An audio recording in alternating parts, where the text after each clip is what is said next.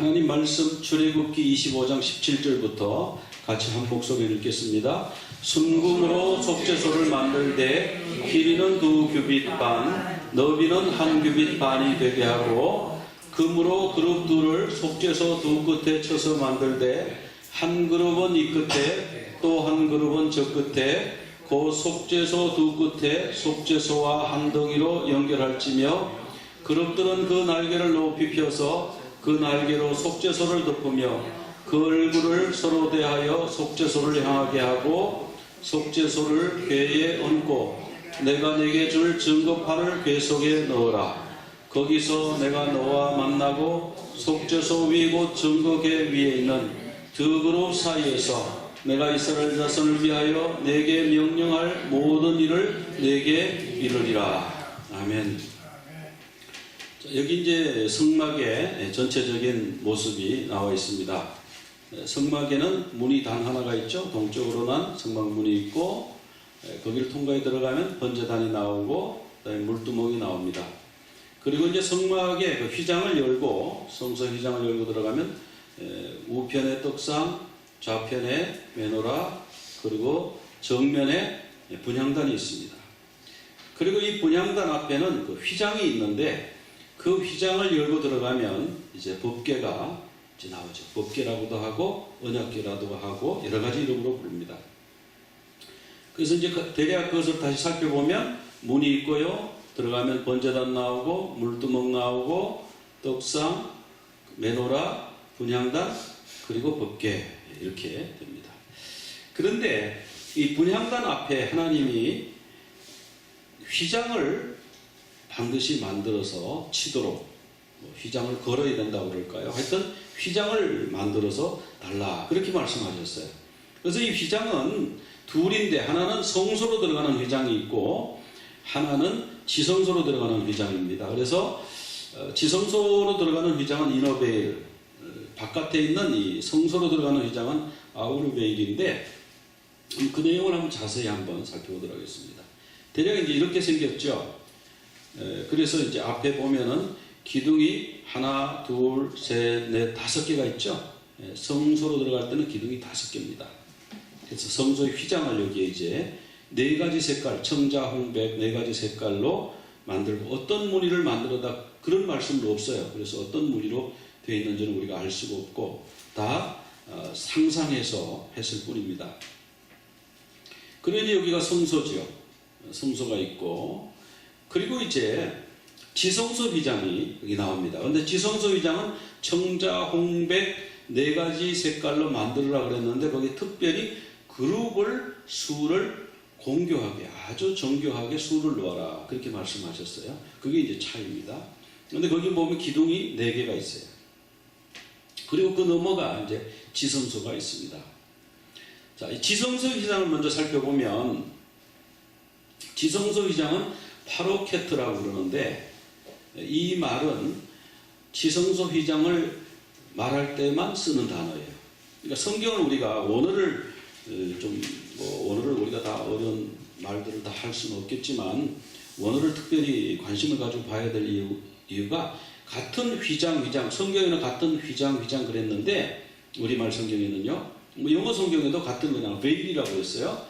그런데 원어에서는 부르는 말이 완전히 다릅니다. 그러니까 지성소 휘장은 파로케트고 성소 휘장은 마사크예요. 서로 다릅니다. 그래서 이 원어를 쓰는 히브리 사람들은 그 단어만 들으면 그게 어디 있는지 위치를 대부분 알 수가 있어요. 그래서 이것은 성소와 지성소를 구분하는 휘장이다. 휘장이라는 게 뭐 베일, 커튼 이런 뜻인데 그렇게 얇게 하늘하늘하게 만든 건 아니고 좀 두껍게 만든 것 같습니다. 청자, 홍백 4가지 색실로 만들고 그룹을 수놓아라 그렇게 말씀하셨고요. 그리고 이 파로케트라는 단어는 일반 커튼에는 전혀 사용하지 않는 단어입니다. 지성소 휘장에만 사용되는 단어예요. 그리고 시띠나무로 기둥을 4개를 만들어 가지고 그 기둥을 금으로 씌웁니다. 그런 다음에 받침을 만드는데 받침은 은받침을 만들게 해놨어요. 그래서 금으로 겉으로 볼 때는 금으로 된 기둥이죠. 시띠나무에다가 금을 입혔으니까 그냥 겉보기에는 금으로 된 기둥입니다. 황금 기둥 4개에 밑에 흰색 반짝반짝하는 흰색 은받침을 4개를 해가지고 거기에 받침을 세웠습니다. 그리고 그 기둥 위에다가 금갈고리를 달아라. 우리가 그 커튼 달 때 이렇게 갈고리가 있어서 커튼을 끼우지 않습니까? 그런 식으로 금갈고리를 달아서 거기에 휘장을 걸어라, 늘어뜨려라. 그렇게 말씀하셨어요. 출애굽기 26장 31절부터 33절까지 내용을 조금 전에 요약해서 말씀드린 거고요. 그래서 이런 이제 모양이 되겠죠. 그 이제 지성소 안에 들어가서 그 대제사장이 흰 옷을 입고 들어갑니다. 이제 다음 주에 속죄 제사를 어떻게 드렸는가 하는 것을 한번 또 자세히 살펴보도록 하겠습니다. 대제사장 옷이 화려했지만 지성소에 들어갈 때는 그 화려한 걸 다 벗어놓고 하얀 세마포 옷만 입고 들어가라고 그렇게 말씀하셨습니다. 그리고 이제 성소의 휘장이 있는데 성소 휘장은 그냥 마사크, 그냥 스크린, 그냥 커튼이에요. 성소의 출입물이고 이것도 역시 청자, 홍백 4가지 색깔로 술을 놓아서 만들었고요. 기둥은 5기둥인데 십dim나무를 가지고 깎아서 기둥을 5개 만들고 금으로 씌운 다음에 받침은 노수로 만들었습니다. 그리고 금갈고리를 그 5기둥에 달아가지고 역시 휘장을 거기에다가 걸었습니다. 자, 이 말씀이 이제 여기에 나오는 그 말씀이고요. 이 말씀을 기준으로 요약해서 말씀을 드린 거고요. 자, 그래서 이제 보면은 성소의 휘장이 있죠. 그리고 기둥이 있는데 5기둥의 받침은 높받침으로 하라. 그렇게 말씀하셨고, 그 다음에 성소가 있죠. 성소에서 지성소로 들어가는 휘장, 파로케트가 있고, 근데 거기는 기둥이 4개인데 은받침을 사용하라. 이런 점이 좀 다른 점이다. 이런 것을 볼 수가 있습니다. 그래서 지성소가 있고요. 그래서 이 휘장은 4가지 색깔로 하는데, 청자, 홍백, 청은 푸른색은 뭐냐면 예수님은 나의 하나님, 자색은 예수님은 나의 왕, 또 홍색은, 붉은색은 예수님은 나의 구주, 피 흘려서 나를 위해서 돌아가신 분, 그리고 백색, 흰색은 예수님은 나의 신랑, 그런 뜻을 상징한다고 볼 수가 있습니다. 그래서 이것을 요약하면 성소 휘장과 지성소 휘장이 있고 4가지 색깔로 만들고, 천사 그룹을 지성소 휘장은 술을 놓아 만들었습니다. 십dim나무에 4기둥에 금을 입히고 은받침 위에, 그리고 금갈고리를 달고 휘장을 걸었고, 성소 휘장은 5기둥에 5 높받침, 그리고 금갈고리에 휘장을 달았습니다. 근데 이 휘장은 성경에서 뭐를 의미하는지를 딱 말씀을 하고 있어요. 히브리서 10장 20절 같이 읽어볼까요? 그 길은 우리를 위하여 휘장 가운데로 열어놓으신 새롭고 산 길이요, 휘장은 곧 저의 육체니라. 자, 휘장이 뭐라고요? 휘장이 예수님의 육신입니다. 그래서 왜 예수님의 육신인가 보니까 마태복음 27장 50절에 설명이 나와 있어요. 같이 한번 읽어보겠습니다. 예수께서 다시 크게 소리 지르시고 영혼이 떠나시니라. 이에 성소 휘장이 위로부터 아래까지 찢어져 둘이 되고, 자, 예수님이 십자가에서 이제 운명하시니까 성소, 그 성소의 여기 휘장이 이제 지성소 휘장을 말하는 거죠. 이 지성소 휘장이 위에서부터 아래까지 쫙 찢어져서 둘이 되었다. 예수님이 육신을 희생하셔서 이제 지성소 하나님을 만나러 들어오는 길을 열어놓은 것이죠. 준비하신 것이죠. 그래서 휘장은 예수님의 육체다. 이제 그렇게 성경에서 말씀하고 있죠. 요한복음 2장 19절에 거기도 같이 한번 읽어보겠습니다. 너희가 이 성전을 헐라 내가 사흘 동안에 일으키리라. 예수는 성전된 자기 육체를 가리켜 말씀하신 것이니라. 자, 지금 이제 헤롯 성전을 어마어마하게 지금 짓습니다. 그런데 예수님이 그 성전을 제자들이 성전 너무 화려하고 너무 멋있습니다 이렇게 하니까 예수님이 뭐라고 하냐, 이 성전 헐어라. 그러면 내가 사흘 만에 다시 짓겠다. 다시 일으키겠다. 그러니까 사람들이 다 깜짝 놀라가지고 아이고 사흘이면은 이거는 성전 지을 설계도 만드는 시간도 안 되는 거예요. 재료 준비할 시간도 안 되는 거고 이거는 절대로 불가능합니다. 이렇게 생각했다는 거예요. 사람들은. 도대체 무슨 말씀이냐. 그런데 예수님이 나중에 돌아가시고 나서 이 말씀을 알게 된 거예요. 아, 그게 그 성전이 헤롯 성전 그게 중요한 게 아니고 예수님의 육체가 성전이었구나. 그렇게 이제 제자들이 깨달았습니다. 그래서 성경에 이제 그렇게 기록되었죠. 그래서 그 헤롯 성전, 그 물리적인 성전이 중요한 게 아니라 예수님의 육신, 예수님이 우리를 위해서 돌아가셨다고 하는 것, 그것이 훨씬 더 중요한 거죠. 근데 그 지성소 안에 가면 이제 언약궤가 있죠. 여러 가지 이름으로 불립니다. 언약궤, 저는 여기서 언약궤로 우선 그렇게 부르는데, 자, 언약궤 모습이 이제 이렇게 생겼으리라고 보는 겁니다. 근데 밑에가 이제 언약궤예요, 언약궤. 그리고 요 위에 판이 속죄소입니다. 그리고 그 위에 그룹이라고 하는 천사 둘을 만들어서 금으로 쳐서 이제 이렇게 날개를 이렇게 마주보도록 그렇게 만들었습니다. 이제 언약궤, 이 궤가 뭔가 우리 옛날에 이런 궤를 많이 썼죠. 우리 전통 가구 중에 옛날에 궤짝. 궤는 그냥 상자에 물건을 넣어놓는 상자인데 성경에 보면 계속 이 궤를 말씀하시는데 어떤 데서는 그냥 궤라고만 말씀하셨어요. 근데 그 궤가 언약궤를 말씀하시는 거예요. 어떤 데서는 법궤라고 그래요. 어디에서는 또 증거궤라고 그래요. 또 어디에서는 언약궤라고 그럽니다.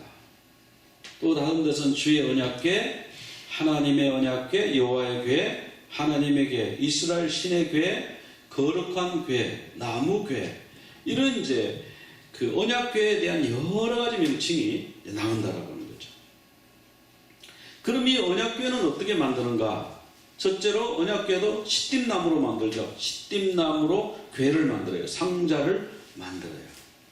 그리고 그것을 순금으로 안과 밖을 다 쌉니다. 그리고 순금으로 속죄소는 위에 덮는 판인데요. 속죄소를 만들고 그리고 속죄소와 한 덩어리로 순금을 쳐서 그룹 둘을 날개를 높이 펴서 속죄소를 덮게 만들어라. 그렇게 말씀하셨어요. 우리가 이제 그 시띠나무에 대해서 오래전에 좀 살펴봤는데, 시띠나무는 그냥 이렇게 생긴 나무예요. 광야에 가면은 그냥 있는 이런 나무인데, 이 나무가 어떻게 보기에 제목으로서 어떻게 적당한 것 같아요? 어때요? 제목으로 쓰기는 조금 빈약해 보이죠, 그죠? 우리 여기 미국에는 얼마나 나무가 좋은지 몰라요. 아름드리로 해가지고 쫙, 3m, 5m, 그냥 10feet, 20feet, 막 그렇게 큰 그 나무들이 많잖아요. 얼마나 목재로 쓰기가 좋아요? 이게 사막에 물도 없는 곳에 바람은 날리죠. 떼약볕에 자라니까 그냥 이런 식으로 자라는 나무예요. 그러면 하나님이 이 시띠나무, 성경에는 조각목이라고 나오는데, 하나님이 저기 레바논에 가서 백향목을 갖다가 만들어라. 그러면 이스라엘 백성이 레바논에 가서 백향목을 사다가 만들어야 되겠죠. 근데 하나님은 그냥 광야에 있는 너희들이 지나가다가 보니까 이런 나무가 있었지, 그 나무로 만들어. 그러니까 하나님이 얼마나 수수하고 검소하게 만들으라고 그러셨어요. 그러나 겉은 금을 입혀. 그렇게 말씀하신 거죠. 그래서 우리가 지난번에 다 살펴봤습니다마는 이 시띠나무는 예수님의 인성, 그리고 금을 입힌 것은 예수님의 신성, 우리가 그렇게 이제 해석을 하지 않습니까? 그러고 나면 시띠나무 그렇게 좋은 제목을 안 쓰고 이런 가시가 삐죽삐죽 난 이런 나무를 가지고 만들어라 그랬던 그 의미를 이제 우리가 이해를 하게 되죠. 그리고 이 시띠나무는 다니는 동물들이 밑에는 풀이 귀하니까 다 뜯어먹어가지고 다 이렇게 생겼고 위에 이렇게 나뭇잎이 있고 이제 그렇대요. 하나님 이런 시띠나무, 광야가 메마르죠. 그러니까 이 마른 땅에서 자라니까 가시가 있잖아요. 그리고 나무가 구불구불한 경우가 많습니다. 그러니까 단단하기는 굉장히 단단하대요. 근데 제목으로 쓰기는 좀 구불구불하고 이래서 사실 제목으로는 적당하지 않다. 근데 광야에서 쉽게 구할 수 있죠. 광야에서 보이는 나무가 시띠나무니까 비싼 목재는 아니에요. 그러나 그냥 사용하지 말고 금을 입혀서 사용하라. 또 번제단 만들 때는 거기에 노를 입혀서 사용하라. 그렇게 말씀하셨죠. 자, 이제 이 언약궤를 다시 한번 좀 자세히 살펴보면 시띠나무로 상자를 만들고 순금으로 안팎을 싸고 그리고 위쪽으로 돌아가면서 가장자리에 금태를 두르라. 그렇게 말씀하셨어요. 그래서 이것이 이제 언약궤, 맨 밑에 언약궤죠. 그리고 그 위에 돌아가면서 위쪽 가장자리 금태를 만들어라. 그렇게 말씀하셨고요. 그 다음에 여기가 속죄소죠. 속죄소고 그 위에가 이제 그룹입니다. 그리고 이제 이것은 이동식이니까 금고리 넷을 만들어가지고 채를 끼우도록. 그래서 지금 많은 그림에서 보면은 이 고리가 위에 올라가게 돼 있어요. 그런데 성경에는 발에다가 고리를 다루라고 그랬어요. 그러니까 제사장들이 이렇게 맸을 때 제사장 어깨 밑으로 법궤가 전혀 안 내려옵니다. 다 어깨 위로 다 올라. 역시 하나님은 이 생각하시는 게 우리하고 완전히 달라요. 우리는 이 무게 중심을 생각해서 이 위에다가 달아야 나르기가 좋지 않느냐. 그렇게 되면 어떻게 됩니까? 하나님의 법궤가 그 제사장들 이 매는 사람들보다가 아래에 위치하게 되죠. 그래서 하나님은 이 발 쪽에다 그렇게 하는 것이 성경에는 그렇게 나와요. 그리고 채를 꿰서 항상 채를 꿰서 보관하도록 그렇게 말씀하셨어요. 규격은 한 규빗 반, 가로 한 규빗 반 75cm, 높이도 한 규빗 반 75cm. 그리고 세로는 125cm, 두 규빗 반 이렇게 만들라고 하셨어요. 근데 오늘 이 속죄소를 살펴보는데 속죄소는 카포레트. 근데 이 카포레트도 성경의 속죄소를 의미할 때만 사용이 되었습니다. 이 속죄소는 이렇게 위를 덮는 판이라고 했죠. 거기에 이렇게 피를 거기다가 이렇게 뿌리는 그런 장소인데, 자, 속죄소의 명칭은 이제 카포레트인데 원래 원어가 이 카포레트를 우리 한국 성경에는 속죄소라고 번역을 했어요. 속죄소. 그럼 시은소, 시은자는 뭐냐? 성경에는 나오지 않고 이게 영어를 번역을 해가지고 시은소가 된 거예요. 영어는 킹제임스에서 뭐라고 속죄소라고 번역 안 하고요. 머시시스라고 그랬어요. 그러니까 자비의 자리. 그것은 이제 은혜의 자리. 시은자, 시은소, 은혜의 자리. 이렇게 우리가 번역해서 시은소, 시은자 그렇게 번역하는데 저는 이 번역이 너무 마음에 들어요. NIV에서는 우리 한국식으로 번역을 했어요. 어톤먼트 커버라고 이렇게 번역을 했고, 그러면 70인역 이 히브리 성경을 헬라말로 옮긴 70인역에는 뭐라고 옮겼냐 하면은 힐라스테리온. 이게 힐라스테리온이 이제 굉장히 중요한 말씀이에요. 그래서 뒤에 이게 이제 히브리서에 가면은 힐라스테리온, 또 로마서에도 힐라스테리온이 나옵니다. 그때 다시 설명을 드리고요. 자, 이 카포레트라고 하는 단어는 출애굽기와 레위기에 27회 등장하는데 오로지 언약궤의 덮개, 시은자, 속죄소를 말할 때만 사용되는 단어예요.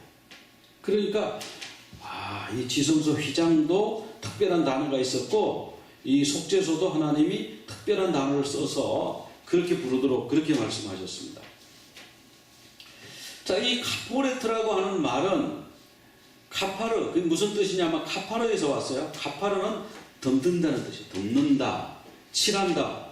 우리가 지난주에 여기 그 실 코팅을 했지 않습니까? 아스팔트, 주차장의 아스팔트에 까맣게 지금 덮어가지고 칠을 했어요. 이게 칠을 하는 거를 카파르라고 해요. 근데 출애굽기 12장 13절에 보면은 내가 피를 볼 때 너희를 넘어가리니, 이 피가 덮어주는 거잖아요. 피를 보고 넘어간다. 파사흐. 그게 나중에 페사흐 6월절이 됐는데, 그러니까 이 카포레트, 속죄소라고 하는 말은 무슨 말이냐면 덮는다는 뜻이에요. 덮게. 그런데 일반적으로 사용 안 된다고 그랬죠. 우리는 덮개는 하도 흔하게 사용되는 단어니까. 그런데 이 카파르라고 하는 단어에서 카포레도 나오고 카파르에서 코페르가 나오는데, 코페르가 뭐냐면 속전입니다. 속전. 우리가 성경에 보면 속전이 나오거든요. 근데 이 속전이라는 말은 생명값이잖아요. 어떤 사람의 생명을 사오는 이제 값인데, 그래서 국어 사전에 보면은 그런 죄를 씻기 위해 쓰는 재물이다 이렇게 표현했는데, 이 코페르는 아스팔트라는 뜻도 있고요.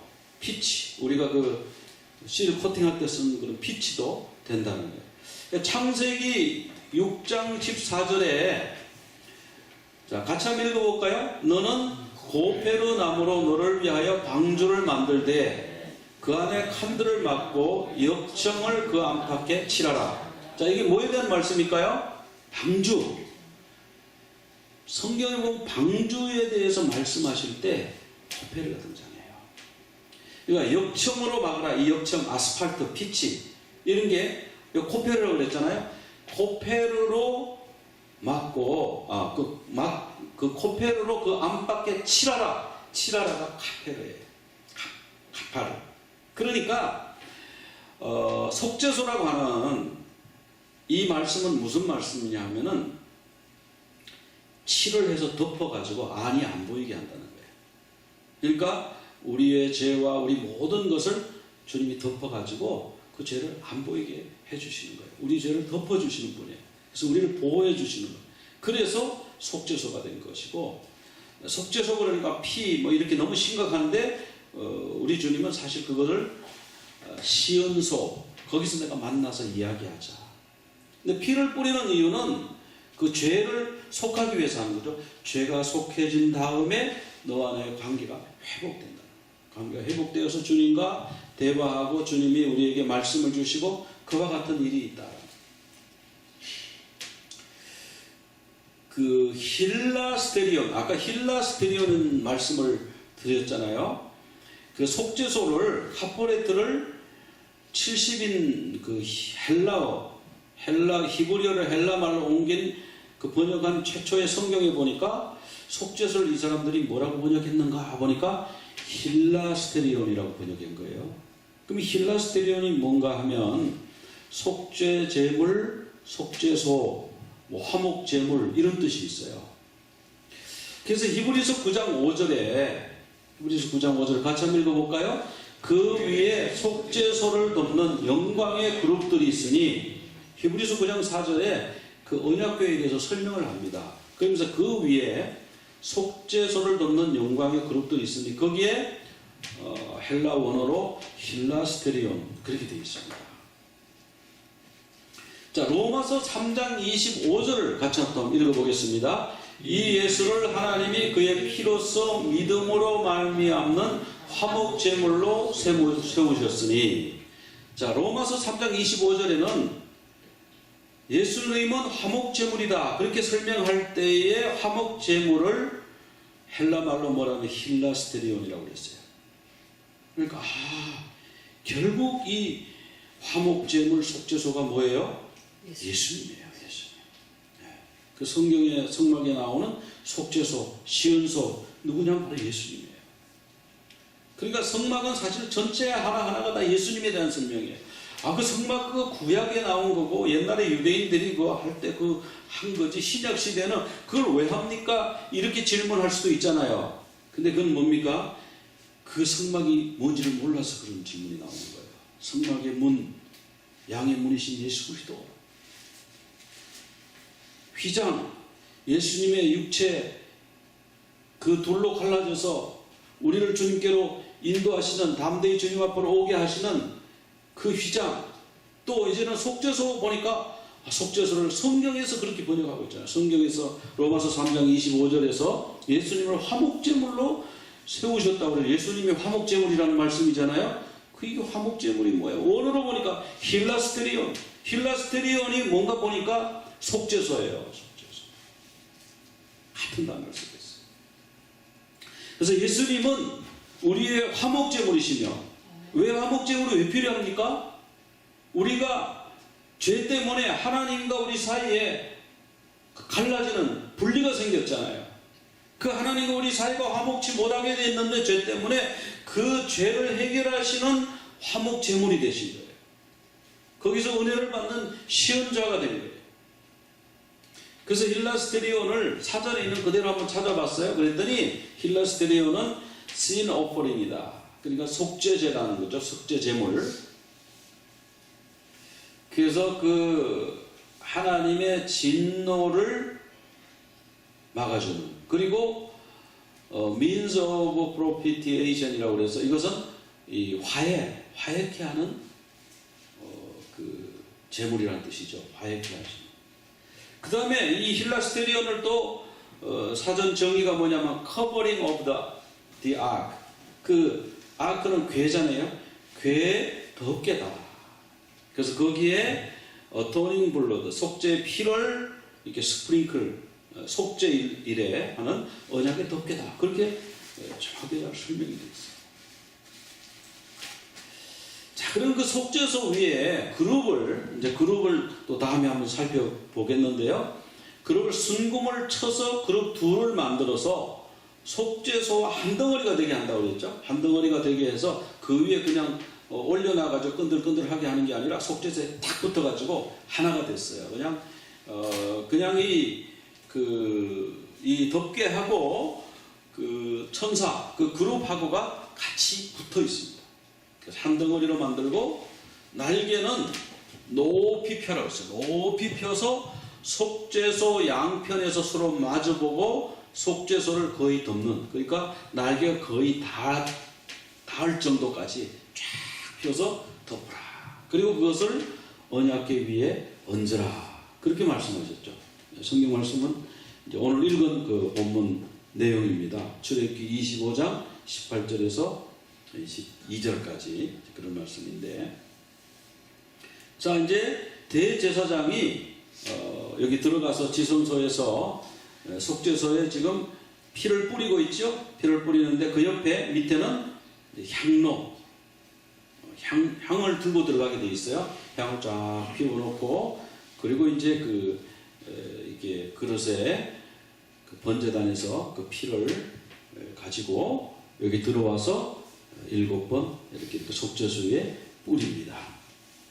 자, 이 속죄소가 우리에게 어떤 의미가 있는가? 여러 가지 있지만 오늘은 우선 4가지만 살펴보겠습니다. 속죄소는 뭐예요? 하나님의 보좌다. 시편 80편 1절을 같이 한번 읽어보겠습니다. 요셉을 양떼같이 인도하시는 이스라엘의 목자여, 귀를 기울이소서. 그룹 사이에 좌정하시니여 빛을 비추소서. 하나님이여 우리를 돌이키시고 주의 얼굴빛을 비추사 우리가 구원을 얻게 하소서. 여기 보면은 요셉을 양떼같이 인도하시는 이스라엘의 목자가 지금 누구냐면은 하나님을 말씀하는 거예요. 시편 80편 3절에서는 하나님이여 그랬잖아요. 이 하나님이 어디 계신다고요? 그룹 사이에. 그러니까 이건 지금 속죄소의 모습을 모르면은 이해를 못하는 거예요. 그럼 그룹이 여러 명이 여럿 있는데 그 한가운데 계시나? 뭐 이렇게 이 성막을 이해 못하면, 성막을 이해하고 나면 하나님은 그 그룹과 그룹 사이에 거기에 좌정에 계시면서 거기서 우리 죄를 사하시고, 그리고 우리에게 말씀하시는 분, 우리와 그 화목하게 되었을 때, 교제가 회복되었을 때 우리에게 말씀하시는 분, 그런 분인 것을 우리가 이제 이 말씀을 통해서 알 수가 있습니다. 그래서 속죄소는 하나님의 보좌, 하나님의 보좌는 은혜의 자리죠. 시은좌. 이사야 6장에 보면은 그 이사야가 그 환상을 봤어요. 우시야 왕이 죽던 해 환상을 봤는데 높이 들린 보좌에 있는데, 그 보좌에 어떤 분이 앉아 계시는데 스랍들이 모시고서, 이 스랍과 그룹 다 천사들의 종류죠. 스랍들이 모시고 섰는데 6 날개가 있어서 둘로는 얼굴을 가리고 둘로는 발을 가리고 둘로는 날면서 거룩하다 거룩하다 거룩하다 만군의 여호와여. 우리 주님은 그룹들과 서랍들에 둘러싸여서 계신 분이죠. 근데 그 모습을 보고 그 이사야가 말합니다. 화로다 나야 망하게 되었다. 나는 이제 죽게 됐다. 왜? 주님의 모습을 봤습니다. 부정한 사람들 속에 살면서 주님의 모습을 봤기 때문에 죽습니다. 여기 지금 필요한 게 뭡니까? 그 피가 필요한 거죠. 보혈이 필요한 거예요. 예수님의 보혈이 우리를 덮으면 하나님을 봐도 안 죽어요. 하나님 만날 수 있어요. 근데 그러지 않으면 죄인들은 하나님 앞에 서면 죽는다. 그래서 두려워하는 거야. 나 이제 죽었다. 하나님 봐서 나 죽었다. 그랬을 때에 서랍 중 하나가 여기서 특별히 입술에 부정한 것을 얘기하는 거예요. 제단 숯불에서 숯불을 가지고 입술에 대면서 아마 입술을 지졌겠죠. 그러면서 내 악이 사해졌고 내 죄가 사해졌느니라. 여기 죄 사함을 받아야 하나님과 대화가 되는 거예요. 그래서 우리가 그 하나님과 화목지 않는데 하나님과 대화가 된다. 그러면 거짓말이거나 근데 진짜 된다. 그러면 가짜거나 그렇습니다. 그러니까 다 하나님이 아니죠. 다른 신하고 하는 거죠. 그래서 하나님은 이 죄사함. 그래서 하나님 앞에 갈 때는 이 속죄의 피가 필요한 거예요. 그 속죄의 피가 오늘 우리에게는 예수 그리스도입니다. 자, 사무엘하 6장에 보면은 다윗이 이 하나님의 괴가 너무 하나님의 이 임재하신 하나님과 같이 있고 싶어가지고 이 하나님의 괴를 모셔오는데 다윗이 뭐 어떻게 했나 보세요. 1절에 보니까 사람을 몇 명을 뽑았어요? 3만 명. 그 3만 명, 사람 3만 명 모으면요, 이 권세가 대단한 거예요. 이 뭐 대단한 숫자입니다. 이 3만 명. 아무나 3만 명 못 모아요. 그 3만 명을 쫙 모아가지고 그래가지고 이제 그 메고 오는데 그 뭐라고 그러냐 하면은 그룹들 사이에 좌정하신 만군의 여호와. 사무엘하 6장 2절에 보면은 그 괴는 그룹들 사이에 좌정하신 만군이에요. 그래서 그 속죄소는 하나님의 보좌다. 그런 것을 알 수가 있고 그 다음에 그 다윗이 아주 새 수레, 그 수레를 하나 만드는데 가장 좋은 나무로 가장 실력 있는 그 목수가 가장 기술을 정성 동원해가지고요 최고의 수레를 만든 거예요. 작품을 만든 거예요.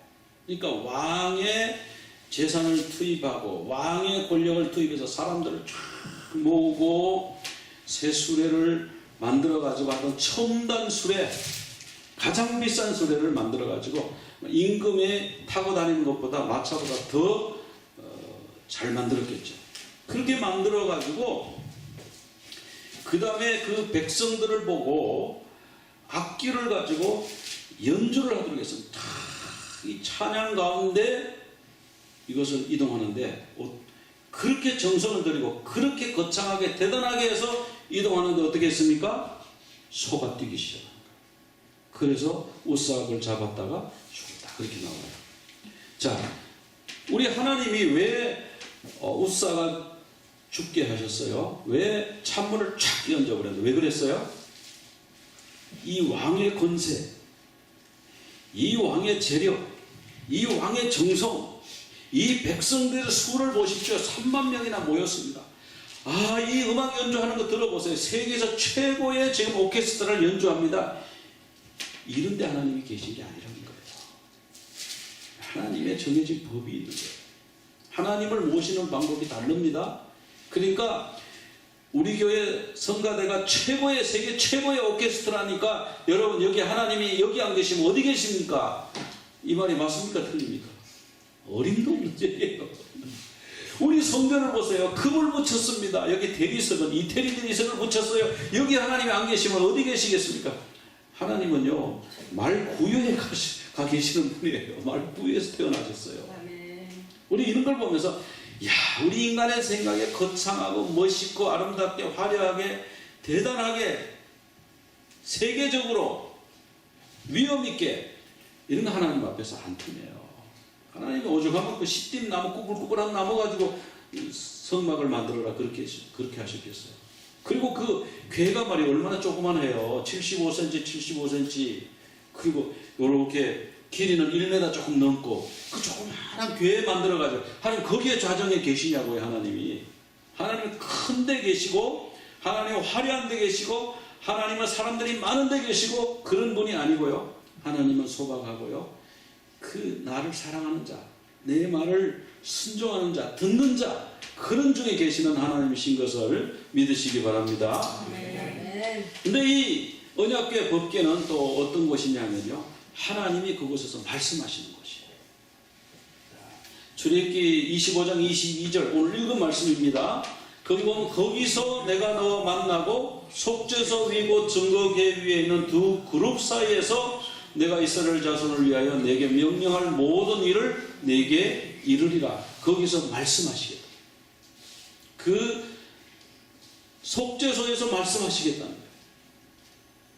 민수기 7장 89절에 보면 모세가 증거궤 위 속죄소 위에 두 그룹 사이에서 자기에게 말씀하시는 목소리를 들었다. 이렇게 성경에 기록되어 있습니다.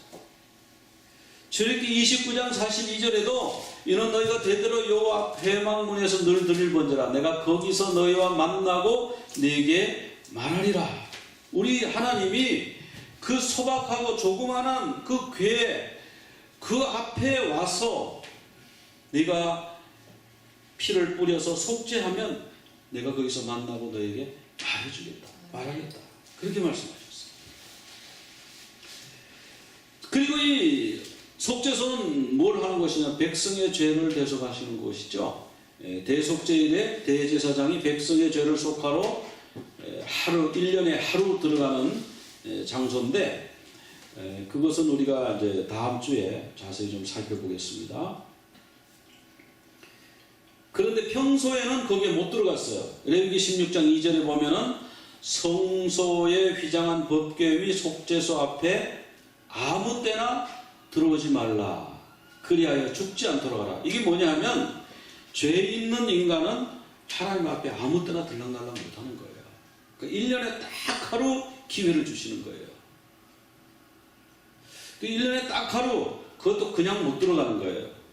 자기가 입던 뭐 근엄한 옷, 멋있는 옷 그런 거 다 벗어놓고 하얀 세마포 옷 입고 또 들어갈 때 그냥 눈 번쩍 들고 못 들어갑니다.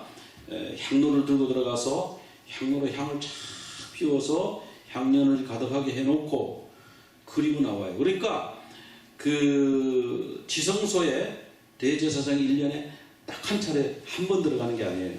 횟수가 세보면 한 4번 정도 들어갑니다. 들어가서 향을 피워놓고요. 나와가지고 번제단에 가서 짐승의 피를 받지 않습니까? 받아가지고 피를 들고 들어가는 거예요. 그래서 거기서 피를 뿌리는 거예요. 그리고 이제 다시 나오는 거죠. 그리고 이제 또 뭐 하나님 앞에 들어갔을 때 한 손에는 피 들고 한 손에는 향로 들고 뭐 이렇게 기뚱거리면서 나오면 큰일 나죠. 맨발인데 더구나 거기다가 긴 옷을, 발에 끌리는 옷을 입었는데 그렇게 못하는 거예요. 피를 먼저 갖다 놓고 그 다음 다시 들어가서 향로를 다시 꺼내와야 되는 거예요. 그래서 이렇게 절차가 어려워요. 1년에 한 번, 하루밖에 못해요. 그런데 이제 아까 읽은 말씀입니다만은 예수님이 십자가에서 크게 소리를 지르고 그 영혼이 떠나가시니까 성소의 휘장이 위에서부터 아래까지 찢어졌어요. 언제든지 웰컴. 왜? 이제는 예수 그리스도의 피가 속죄소에 뿌려졌기 때문에, 그 피가 우리를 완전히 죄로부터 덮어주기 때문에 언제든지 웰컴. 그래서 우리가 하나님 앞에 담대히, 그전에는 감히 들어갈 생각을 못했는데 이제는 담대히 들어갈 수 있다. 감사함으로, 주님의 구원하심에 감사함으로, 찬양함으로 주님 앞에 들어갈 수 있다. 그렇게 주님이 허락해 주셨다. 자, 우리가 신앙생활에서 제일 첫 단계 중요한 질문이 이거죠. 당신은 당신의 죄와 허물에 대한 속죄함을 받으셨습니까? 여기에 대해서 불확실하면요, 이건 아직 다시 지금 신앙에 대해서 다시 점검을 해봐야 돼요. 그 내 죄에 대한 속죄함을 받았다고 하는 확신이 생겨야 돼. 근데 내게서 오는 확신이 아니에요. 누구로 인해서 받아지는 확신입니까? 예수 그리스도. 그분의 피가 나의 그 진홍 같은 종 같은 그 피를 다 씻어 주셨습니다. 예수님의 십자가의 피로 내가 다 씻어 받았습니다. 그런 이제 확신이 생겨야죠.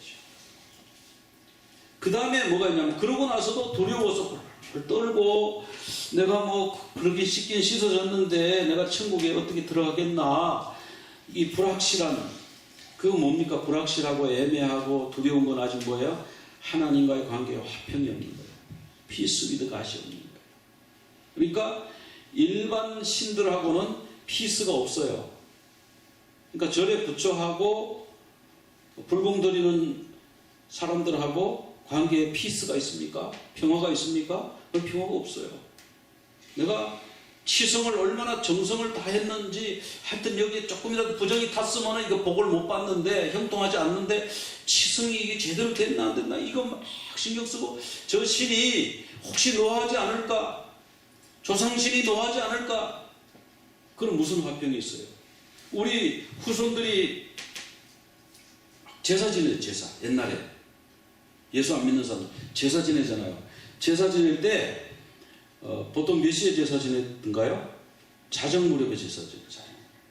그리고 아니 저녁 9시에 제사 드리고 다 같이 잠자면 얼마나 좋아요. 근데 잠을 못 자는 거예요. 뭐 잠을 자면 뭐 눈썹이 휘어진다고 그래가지고 애들도 전부 잠 못 자게 하고 다 이렇게 오돌오돌 떨면서 기다렸다가 12시 딱 되면 문을 탁 열어놓고, 그리고 뭐 하는데 뭐 하나 절차 잘못될까 봐 얼마나 부들부들 떨어요. 어떤 분이 가다가 골프공이 막 날라와서 머리 옆으로 탁 스쳐 지나갔대요. 그래서 그분 말씀이, 아유 조상님이 나를 살리시네 그랬대잖아요. 그래 뭐 조상의 묘자리가 잘못됐다 그래가지고 조상의 묘를 파가지고 다시, 우리 예수 믿는 사람들은 묘자리가 잘못되어가지고 하나님이 진노하시고 그런 거 없어요. 다른 사정으로 옮겨야 될 사정이 있어서 옮기는 건 몰라도, 그러니까 다른 신들에게는 그 신과의 화평, 화목이라는 게 없습니다. 이렇게 친밀하고 사랑 많고 이렇게 너와 화목하자, 내가 너하고 얘기 좀 하고 싶다. 그런데 이 죄가 가로막고 있으니 이 죄 가로막고 있는 이것을 해결을 내가 해줄 터이니 너는 그냥 나와. 그냥 믿음으로 나와. 그런 하나님 아니에요. 얼마나 사랑의 하나님이에요. 그래서 하나님과의 화평이 있어요. 하나님과의 화평이 있고, 그 다음 단계는 뭐냐면요, 하나님과의 교제가 있어요. 하나님과 이렇게 말씀도 나누고 하나님 찬양하고, 그래 뭐 내가 찬양을 손을 열심히 부르긴 불렀는데 하나님이 받았는지 안 받았는지 전혀 모르겠다. 이거는 하나님과 화평이 없는 거예요. 그래서 내가 찬양했는데 내 기도가 응답되고 내 찬양을 하나님 받으셨다, 그런 믿음이 우리 가운데 있잖아요. 우리는 그런 신앙을 하고 있잖아요. 그냥 우리가 개념으로 그냥 정성으로 그냥 드리는 게 아니고 하나님이 정말 받으셨다, 이런 교제가, 그리고 하나님이 우리 가운데 임재하시는 임재가 느껴지고 또 확신이 오고, 이런 이제 교제가 있는 거야. 그런 것을 여러분 한번 생각하면서 우리 한 목소리로 기도하도록 하겠습니다. 내가 정말 주님의 속죄함을 받았는가? 주님과 나 사이에 화평이 있는가? 주님과 나 사이에 교제가 있는가? 우리가 그것을 생각하면서 하나님 그것을 확신하고 누리고 우리가 그것으로 인해서 살아가는 우리 임재의 삶을 경험할 수 있게 해달라고 우리 이 시간 한 목소리로 우리 기도하겠습니다. 하나님 아버지, 오늘 속죄서 말씀을 통해서 여러 가지 죄악들을 그 주님의 피로 덮으십니다. 그 피를 발라서 하나님 모든 죄악들을 덮으시고 사하여 주시는 그 말씀을 보았습니다. 주님, 저희들이 주님 앞에 나갈 때에 속죄함 없이 나간다고 하는 것은 불가능한 것을 말씀을 통해서 보았습니다. 주님, 예수님의 피가 나의 죄를 속하여 주심을 감사합니다. 예수님의 피로 내 죄가 동이 서에서 먼 것 같이 멀리 떨어져 나가게 하시고 이제 주님과의 합경을 주심을 감사합니다. 주님 앞에 거리낌 있는 걸 다 내어놓고 회개하게 도와주시고 주님과의 관계가 회복되게 하여 주시옵소서. 예수의 피로 회복되게 하여 주시옵소서. 그래서 은혜 자리에 나가서 주님의 말씀을 듣고 주님께 말씀드리고 주님과의 교제가 회복되게 하여 주시옵소서. 우리의 영적인, 우리의 육적인, 우리의 혼적인 부분에서 모든 막힌 것들이 다 뚫어지고 부정한 것들이 다 제하여지고 깨끗하여지고 우리의 죄와 허물들이 덮여지고 주님과의 교제, 주님의 임재 가운데 살아갈 수 있는 우리가 되게 하여 주시옵소서. 영육 간의 건강함을 주시옵소서. 치유하여 주시옵소서. 회복하여 주시옵소서. 예수 그리스도 이름으로 기도드리옵나이다. 아멘.